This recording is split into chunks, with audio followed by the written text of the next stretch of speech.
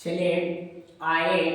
Good morning all of you class 10th वालों, है ना। आपकी ज़रूरत थी, है ना, ये प्राकृतिक संसाधन चैप्टर पढ़ाने की। तो हम बोल रखे थे कि कभी समय मिलने पर जो है वीडियो डाल देंगे। आखिरकार इसका वीडियो इसलिए अपलोड करते हैं ताकि आपका टेस्ट जब भी ले तो वहाँ भी थोड़ा सा आप देख करके इसको रिवीजन कर लेंगे ताकि आपका टेस्ट पेपर अच्छा से, है ना, जा सके। देखिए चैप्टर का नाम है प्राकृतिक संसाधन। कहता है प्राकृतिक संसाधन कहते किसको है, ठीक है। प्राकृतिक वस्तु को जब मनुष्य अपने हित के लिए प्रयोग करता है तो वह वस्तु क्या कहलाएंगे? प्राकृतिक संसाधन।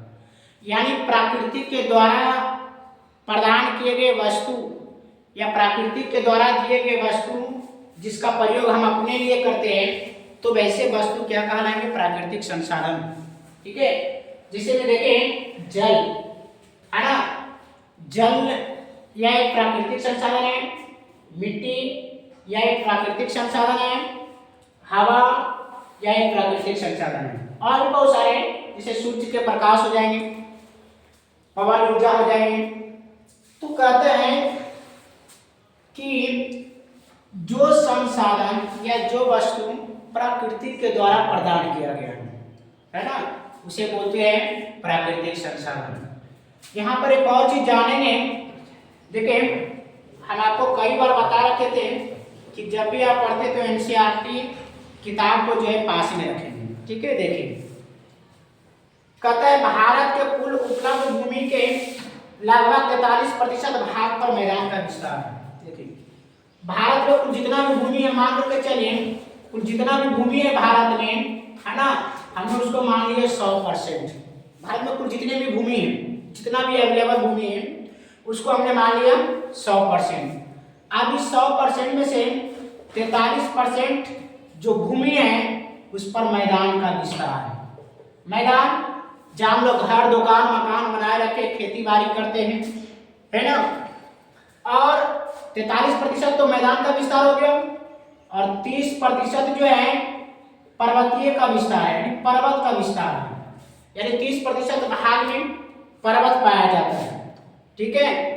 और 27% भाग पर, 27% भाग पर, है ना, पठार पाया जाता है। ये आपको बनाना कैसे? तो लिखना है भारत के कुल उपलब्ध भूमि के कितने प्रतिशत भूमि पर मैदान का विस्तार है? तो 43%। इसी प्रकार से भारत के कुल उपलब्ध भूमि के कितने प्रतिशत भाग पर पर्वत का विस्तार है? तो 30%। भारत के कुल उपलब्ध भूमि के कितने प्रतिशत भाग पर पठार का विस्तार है ना, तो 27%।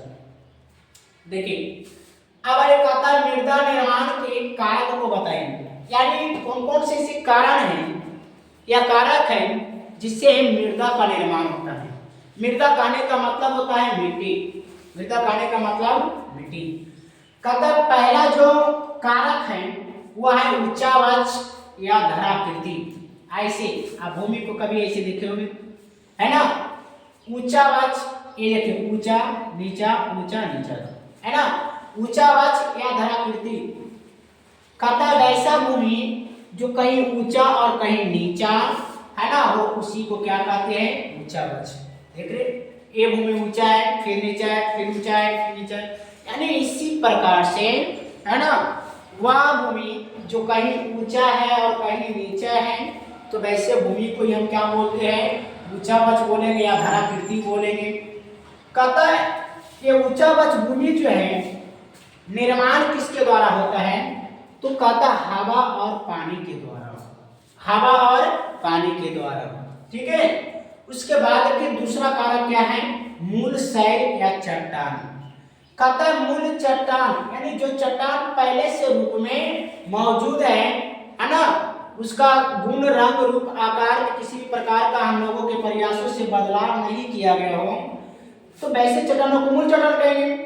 तो मूल चट्टान ताप दाब और आर्द्रता, ताप दाब और आर्द्रता के कारण जो है वह चट्टान कमजोर पड़ जाते हैं और जब कमजोर पड़ते हैं तो वह टूटने लग जाते हैं और टूटने के बाद जो है किसका निर्माण करते हैं, मृदा का निर्माण, मृदा यानी कि मिट्टी का निर्माण।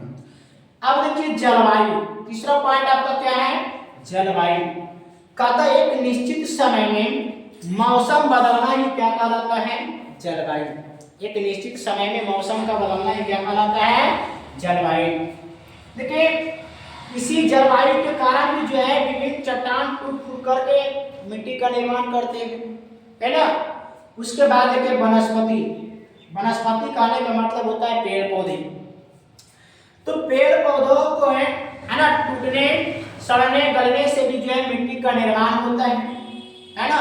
पेड़ पौधे जब टूट फूट जाते हैं, सड़ गल जाते हैं और सड़ने गलने के बाद देखिएगा कुछ दिन, बहुत दिन के बाद है ना, वह इतना सड़ गल जाते हैं कि थोड़ा सा उसका कण बन है ना, कण जो है बच जाता है और वह भी मिट्टी में क्या हो जाते हैं, बदल जाते हैं। इससे भी मिट्टी का निर्माण होता है।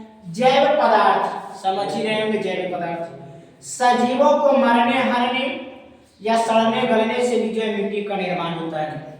जैसे हम मानव लोगों के जो शरीर है, जब वो मरते हैं कोई व्यक्ति और उसको जमीन के अंदर गाड़ दिए जाते हैं, तो वहां कुछ दिन के बाद जब हम देखते हैं कि भाई हमने तो यहाँ शरीर गाड़ा था, है ना, फिर कुछ दिन के बाद देखते तो ये मिट्टी बन गया है ना।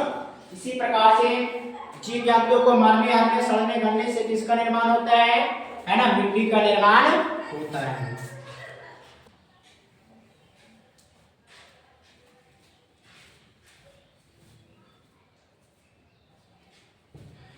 चलिए आइए मृदा निर्माण के कारक को, इसके पहले कुछ पॉइंट अभी जस्ट पढ़ाए थे। देखिए एक मृदा निर्माण के कारक है जिसका नाम है खनिज कण, ठीक है। खनिज कण से भी जो है मृदा का निर्माण होता है। खनिज कण को टूटने फूटने से भी मृदा का निर्माण होता है, ठीक है।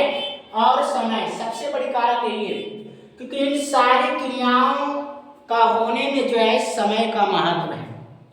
चाहे चट्टानों से टूट फूट कर मिट्टी का निर्माण होना, सजीव जीव जंतु को मरने हरने सड़ने गलने से मिट्टी का निर्माण होना, पेड़ पौधों को सड़ने गलने से मिट्टी का निर्माण होना, है ना। इन सारी क्रियाओं में जो है समय का भी जो योगदान होता है। इसलिए कहते हैं इन सभी क्रियाओं को मृदा का रूप लेने में अत्यधिक समय लगता है, तो समय का भी योगदान है, समय एक कारक है।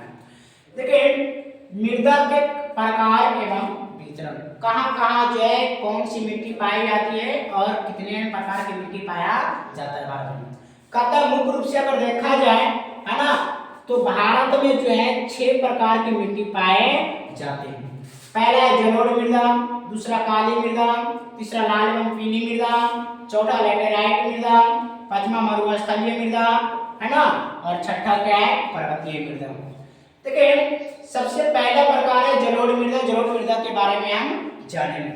कहता है सिंधु गंगा ब्रह्मपुत्र द्वारा बहा कर लाए गए मिट्टी से जलोढ़ मिट्टी का निर्माण होता है। और उत्तर भारत का जो मैदान है वह जलोढ़ मिट्टी से ही बना हुआ है, और वह जलोढ़ मिट्टी से बनाने वाला यही 3 नदी है जिससे उत्तर भारत का मैदान बना हुआ है, सिंधु गंगा और ब्रह्मपुत्र।